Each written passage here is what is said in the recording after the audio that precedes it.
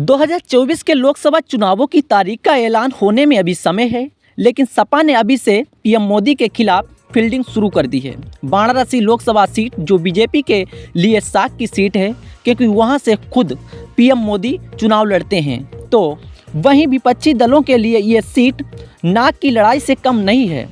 UP में पंचम फिर से लहराने के लिए ये सीट जरूरी है, ताकि बल्कि सीटों पर साफ मैसेज जाए कि सपा पूरी तरह से मैदान में है। नरेंद्र मोदी इस सीट से लगातार रिकॉर्ड मार्जिन से जीतते आए हैं।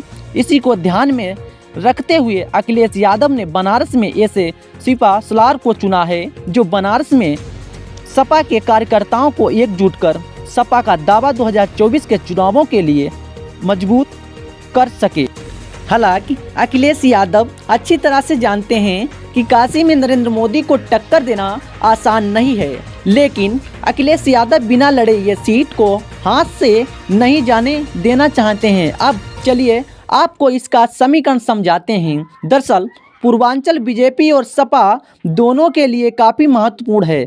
अकेले वाराणसी की सीट पर जीत पूर्वांचल की कई सीटों पर इसका असर देखने को मिलता है। अगर बात 2022 के चुनाव विधानसभा चुनाव की करें तो पूर्वांचल में बीजेपी को पिछले चुनाव के मुकाबले काफ़ी नुकसान झेलना पड़ा था। जानकार तो यहां तक कहते हैं कि 2022 चुनाव के बाद से ही अमित शाह पूर्वांचल साधने के लिए स्ट्रेटजी तैयार करने में जुट गए थे।